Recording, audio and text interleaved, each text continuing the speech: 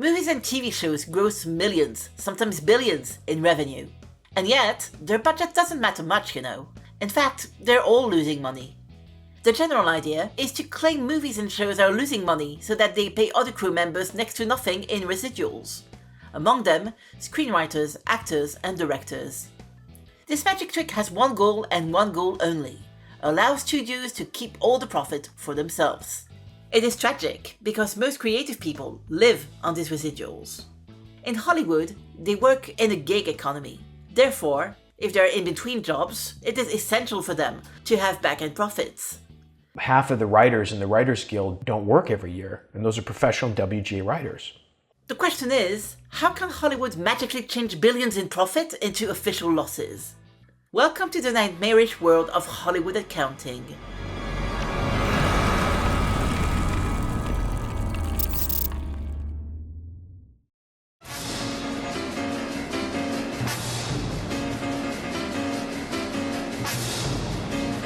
In 2003, Peter Jackson wrapped up the production of The Lord of the Rings, the ultimate fantasy trilogy. The audience was widely raptured. The 3 movies cost $281 million and grossed $3 billion, which means the profit was higher than $2.5 billion.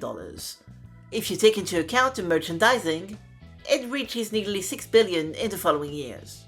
And yet, according to the New Line Cinema account books, the Jackson trilogy is still losing money as we speak. In her detailed paper about Hollywood strategies, Olufunmilayo Ariwa writes, "Firms in the film and television sector have significant flexibility in how they characterize both revenues and costs." Actually, 15 actors, the Tolkien estate and Peter Jackson himself sued New Line Cinema because they should have received residuals. Bottom line, all creative people have been scammed in the process. Jackson's lawyers claimed he had been robbed of $100 million. The Tolkien estate summarized the situation in these words. Despite the nearly $6 billion in gross revenue, New Line has crafted a fantasy tale of its own, making the stunning assertion that it has not received sufficient money to pay plaintiffs a dime. The Lord of the Rings movies are only one of many cases of what we call Hollywood accounting. This legal scam is based on 3 principles. 1. Shell companies. 2. Overhead cost abuse. And 3. Deception concerning net profits. Does it seem complicated to you? Don't worry, it's actually very simple. Let's go back to The Lord of the Rings. New Line Cinema was a Warner Bros. Subsidiary, which itself was a Time Warner subsidiary. Now, if New Line Cinema had been in charge of producing, distributing, managing licensing rights and etc., business laws would have forced them to pay people entitled to back-end residuals. Directors, screenwriters and actors. But here's the rub. The studio had restructured the whole thing in 3 steps. In our example, Time Warner Company and New Line Cinema created a shell company in charge of producing the movie. Let's call it SCAMS. Keep in mind this is still how Hollywood films and TV shows are produced today. SCAMS produced the Lord of the Rings franchise. This shell company then heavily charged the Warner Company with enormous costs for principal photography, advertising, distribution, merchandising, and so on. But we'll come back to that later. SCAMS was folded back into New Line Cinema and Warner. What was the goal of such a plan, you may ask? Well, legally allow Warner to seize the movie benefits and literally take as much money as they wanted to pay the costs, especially the astronomical costs ordered by New Line and SCAMS. They took everything, until a loss was registered on the accounting books. And that's not the end of it. SCAMS also sold distribution and merchandising rights, and these rights were of the utmost importance. We have known since the beginning of the Star Wars franchise that they generate the biggest part of revenue. Hang on. If SCAMS and New Line Cinema had relinquished these rights, they would have given up most of the benefits. Why would a company give most of the benefits up? Here's another twist for you. They didn't give them up, so to speak. Remember, SCAMS was a New Line Cinema subsidiary, itself a subsidiary of Warner Brothers, itself a subsidiary of Time Warner. You may ask to whom SCAMS and New Line Cinema sold the Lord of the Rings rights. Well, they sold it to the other Warner subsidiaries of New Line affiliates, of course. In a word, Warner sold the rights to itself. When the IRS tried in other cases to stop this practice in court, they lost, because it's not technically tax evasion, only an accounting practice. In the end, Warner kept all the benefits by distributing them to all their subsidiaries and affiliates, except two of them, New Line Cinema and SCAMS Inc. Believe it or not, all actors, screenwriters, directors had signed with New Line Cinema and SCAMS Inc. Oh, that's rough luck.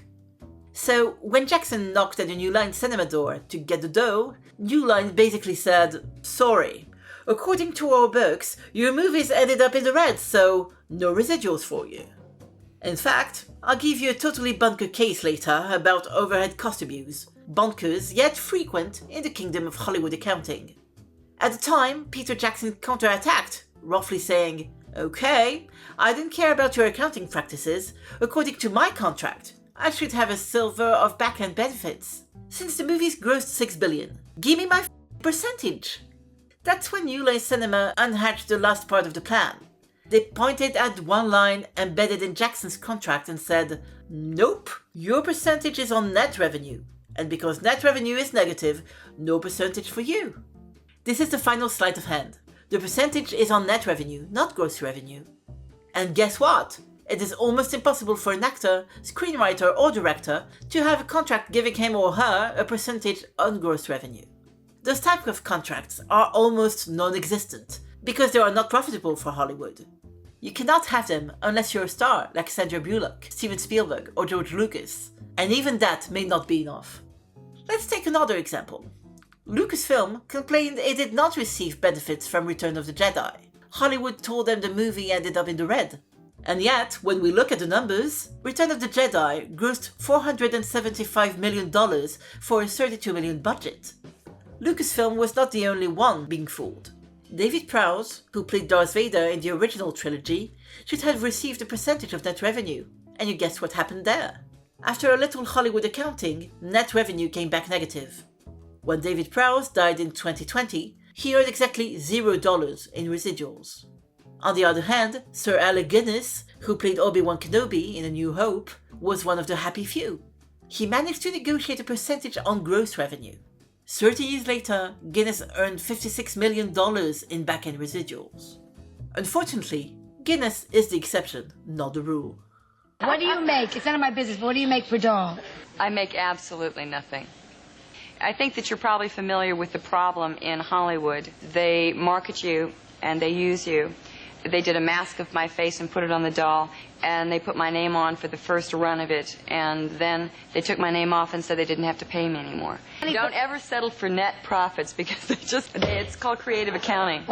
However, when you look at the big picture, there seems to be one stream of revenue that escapes Hollywood: profits from foreign distributions. So, if you're a screenwriter, actor or director, you should be able to earn residuals from foreign distribution. Once again, don't worry, Hollywood has everything planned. Allow me to introduce a fourth principle: straightlining. Just imagine, you are involved in a successful project and entitled to benefit from foreign distribution. What does the studio do in that case? Build a package. It combines your successful project with other projects that failed to make a profit, and it sells this package to foreign countries. That's why in foreign countries it is customary for TV channels to air some brilliant American shows and a lot of, well, not so brilliant ones. For example, when the French TV channel TF1 wanted to air CSI, they were legally binded to air other low-quality shows. In this case, what would that mean for you who took part in this successful project? Well, your percentage from foreign countries is not based on your project's revenue, it is based on the package's average mean. In other words, profits from your successful project plus profits from other failed projects divided by the number of projects. And because a failure in the US is almost always a failure in foreign countries, your percentage ends up being divided into 3, 4, 5 or more.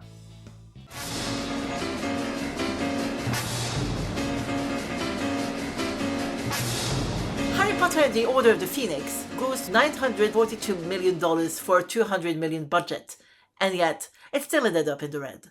Check this document that leaked in the press and was released on deadline. Gross revenue was calculated a little before the end of theatrical distribution. It represented $610 million. However, there was a distribution fee of $212 million.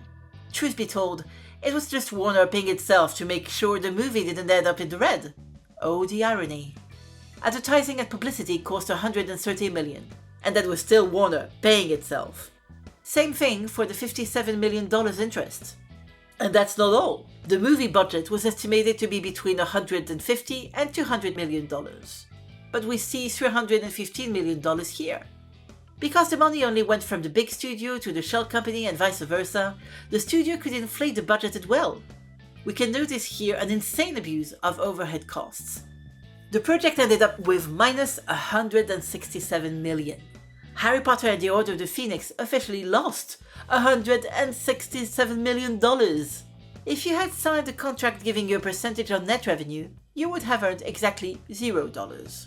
These irrelevant and abused expenses are the backbone of Hollywood accounting. And examples are galore. Take John Rogers, for instance, the co-writer of the first Transformers movie.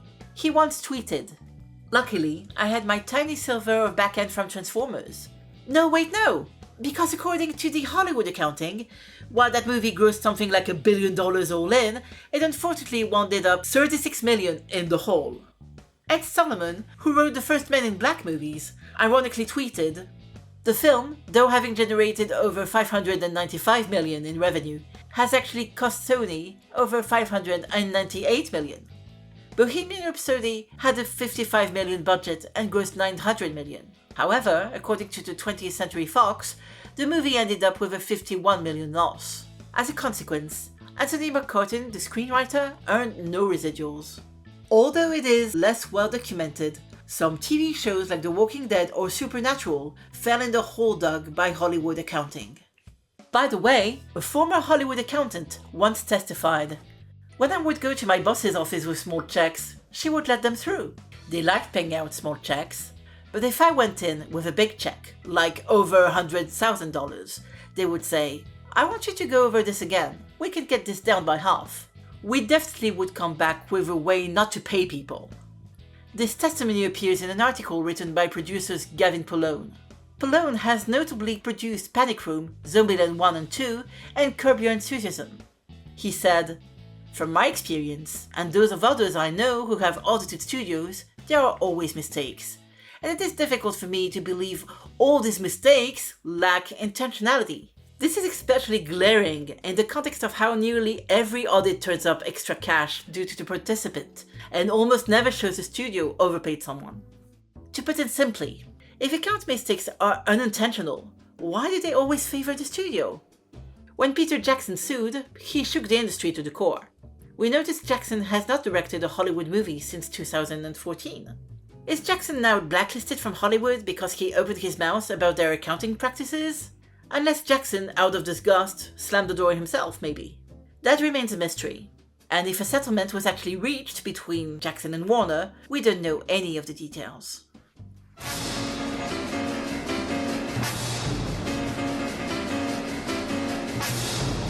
We took The Lord of the Rings as an example, but to be honest, this practice has been known since the 50s. Fritz Verlein created The Big Panther, and he was also one of the first victims of Hollywood accounting. If you think this practice is solely used for making money out of franchises, you'd be wrong. Even low-budget movies that may become sleeper hits are not immune. Take the movie My Big Fat Greek Wedding, for instance. The budget was $5 million. The gross revenue was $368 million. The deficit still was $20 million. The worst part of it is that the practice is legally blurry. In 1990, writer and comedian Art Buchwald sued Paramount. He claimed the company stole one of his scripts to produce Coming to America. The trial had an unusual consequence. Paramount was forced to disclose their books, especially their magic formula for overhead costs. If you don't understand a thing, don't worry, that's the whole point. 15% overhead in Murphy and Landis participation. 15% overhead on Eddie Murphy Productions' operational allowance. 10% advertising overhead. 15% overhead. Interest on negative cost balance without credit for distribution fees. Interest on overhead. Interest on profit participation payments. Interest rates not being in proportion to actual cost of funds. Exclusion of 80% of video cassette receipts from gross receipts. Distribution fee on video royalties. Charging as distribution costs residuals only 20% video royalties. Charges for services and facilities in excess of actual costs. No credit to production costs for reusable items retained or sold. Charging taxes offset by income tax credit. Charging interest in addition to distribution fees. 15% overhead in addition to distribution fees. 10% advertising overhead in addition to distribution fees. Good luck, guys! Paramount justified itself, claiming this formula was necessary to run the company. The court then said, "Okay, we are going to send one of our experts to look at your books and see if this formula really is necessary." Surprisingly, Paramount dropped the argument. Buchwald won, but it was an empty victory. Buchwald didn't earn anything because he used the mandatory damages to pay for all his legal fees. That is the ultimate tactic. Drag audits and trials forever. Very few writers, directors and actors can afford spending legal fees for years. Studios can wait, not creative people. We also know a similar case. Batman Film Production had sued Warner for Hollywood accounting, but Warner won this trial. So to this day, no legal precedent exists to terminate this abuse. Still, there were some victories. The Walking Dead creator, Frank Darabont, earned back $200 million in monetary damages. Besides, Marvel owes Stanley a lot, but to get most of his residuals, Lee had to wait until 2005. Eric Heisserer, writer of the movie Bird Box, got compensation after Netflix screwed him over about his rights. All in all, these victorious cases are rare. Speaking of the devil, streaming cranked up this abuse to 11. Along with the platforms came the collapse of DVDs, Blu-rays and TV re-airings. So writers, directors and actors almost get no residuals nowadays. For example, here is Jessica O'Toole's residual check from one TV episode she wrote. 2 cents. Now here is Valinda Garza's residual check for 2 Jane the Virgin episodes, one of the most successful TV shows from the 2010s. 3 cents. At this point, you could already say Hollywood is nothing less than a monster stabbing you in the back and sucking you dry. Just wait. I'll quote a symbol of the Hollywood industry, Sylvester Stallone. Did you know that the creator, screenwriter, actor, producer and sometimes director of the Rocky franchise doesn't own the Rocky rights? Stallone was of course paid for the movies, but he never received royalties. Does it bother you guys that I've written every word, I've choreographed it, I've been loyal to you, I've promoted it, directed it, and I don't have 1% that I could leave for my children? And the quote was, "You got paid," and that was the end of the conversation. They say the definition of Hollywood is someone who stabs you in the chest. They don't even hide it.